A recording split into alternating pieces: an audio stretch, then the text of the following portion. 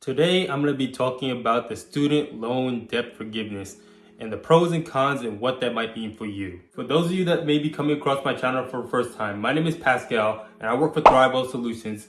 And essentially what we do is we help people take what normally is a 40 to 45 year goal and help change it to a 20 to 25 year goal by using simple private banking strategies. If you want to learn more about how that works, I'll link a video at the end that you could watch in detail which explains these concepts.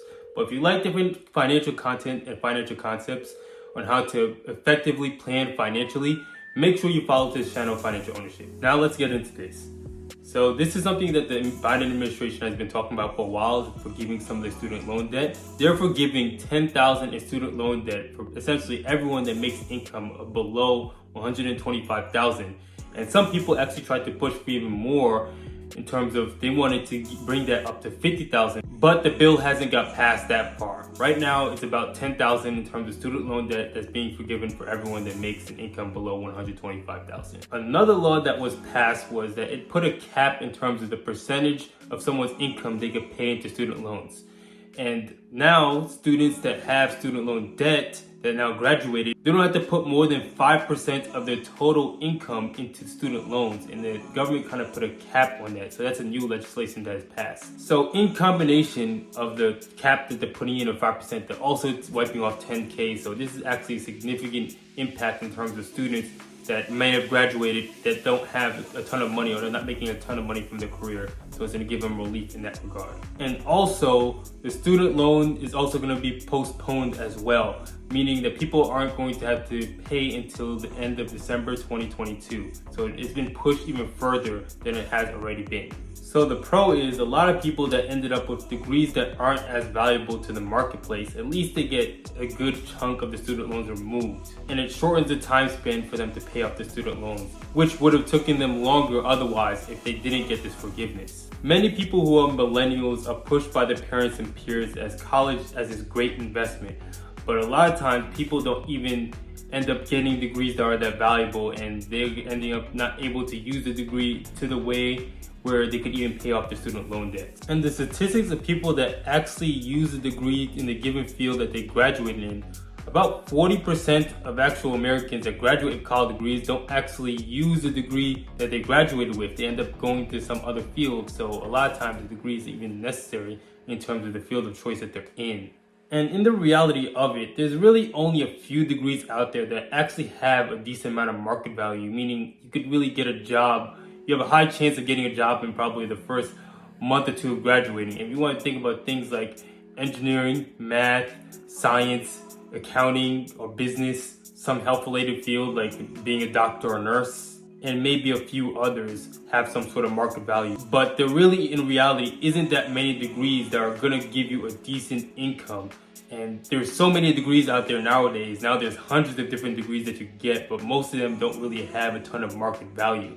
So unless you're trying to go in a given field where you have a good chance of getting a job that's actually out there that could pay you a decent amount of money, college doesn't really make a lot of sense for a lot of people. And the problem is a lot of people are going to school for passions. And you really shouldn't be taking $50,000, $100,000 worth of debt for passions if you really think about it. You want to make sure that especially when you're using debt, you're using it to make money. You can't really use it for passions or it could completely flip 180 on you. And nowadays, for your passions, you could learn things on YouTube for free, or you could get things like courses that are just a few hundred or a few $1,000. You don't have to get into $50,000 worth of debt to learn things about your passion that you want to learn more about. So that's one type of thing that people kind of get a hole into, or they get themselves in a hole doing, is that they get these degrees because they're passionate about that. It doesn't mean it's a field that they can actually make a decent amount of money and a decent livable wage in. Or there's not that many jobs in the marketplace that need that particular degree that you try to get. And a good route for a lot of people, and that's a route that I wish I took. I wish I went to state college and then community college and graduated with almost no debt. And that's a good alternative for a lot of people. But a lot of people don't really know about how the college process works. They go to these expensive universities where they end up with a degree, but it doesn't really give them much more market value if they just went to a state and community college and graduated with basically no debt or not a lot of debt. And that could actually put people in a head start if you get a decent degree in a field that actually has a lot of market demand in, and you graduate from state and community college because you don't have much debt to pay off once you do that. The main benefit is it offers some debt relief because millennials are really affected by things like high student loan debt, so it's going to chop off some of that. And also the fact that it's not going to go over 5% of their total income is also beneficial to them too as well, because their student loans aren't going to basically crush them in terms of living expenses and things of that sort. So it gives millennials more spending power, which allows them to use money to stimulate the economy. They can either buy things, they're probably going to go out more, they might go on more vacations, they might use money in a way that's going to keep the economy circulating. But these are all short-term benefits, unfortunately. And the benefits of the student loan debt forgiveness kind of stop there in terms of the value of it. It just gives people more spending power today. But what's going to happen, say, in the future, whether it's 5 years or 10 years or later on, what's going to happen due to all this free money in the economy currently? So some of the cons when it comes to forgiving things like student loan debt are this could end up potentially increasing and inflating tuition costs even more. Because if all the student loan debt is getting forgiven, then there's a good chance that they're going to adjust student tuition costs even more. And also, it doesn't address the issue of that there's a lot of bad degrees out there, or a lot of degrees that don't really have a ton of market value. So people end up graduating these degrees continuously and not be able to get a decent paying job. So it doesn't address that issue. It just bails out what is going to be an inevitable problem in the future, because if people continuously get degrees that don't have a ton of market value, they're going to continuously struggle getting jobs in the marketplace and paying off that debt. So continuously paying off debt in terms of student loan forgiveness isn't really going to be a good thing for the future as well, because essentially it's rewarding bad behavior. So if you want to think about what the student loan debt forgiveness actually is, it's very similar to the stimulus check that's been given out in COVID. It's kind of meant to just slightly stimulate the economy for a little bit, but at the same time, they're kind of delaying a problem. Regardless of the fact that people might have more spending power today, if they're not paying off their student loans, if they're paying a very low percentage of their student loans, it never actually gets the debt paid off, and people don't actually add value to the marketplace as the way they should. So it could actually defer this problem even further and lead to more economic problems. And some other economic problems that might happen is increased inflation. We see that inflation is over 8% now, so this doesn't help the inflation problem either. And if you look at things like the historical tax rates, taxes right now are historically low.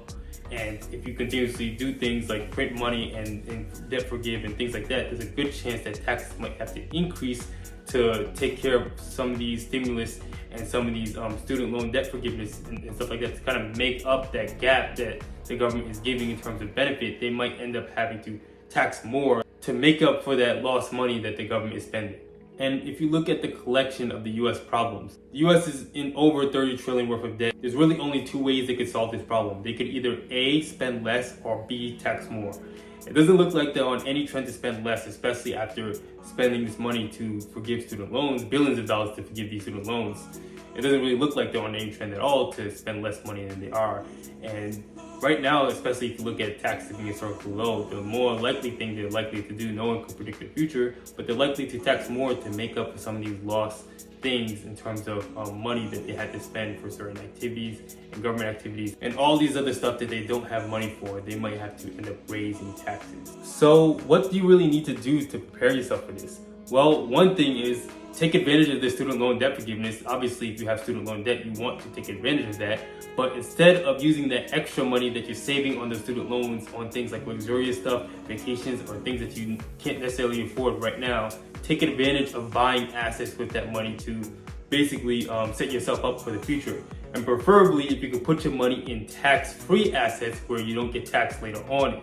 And if you plan ahead, you could really get ahead of your finances, especially taking advantage of the student loan debt forgiveness and being able to save more of your money. So if you want to learn about more effective financial planning strategies in order to shorten the time span of your goals, so rather than taking, say, 40 to 45 years, taking 20 to 25 years to reach your financial goals, I highly recommend watching this video that I'm going to link at the end. It's going to explain to you how you could essentially turn your expenses into cash and shorten that time frame to reach your financial goals.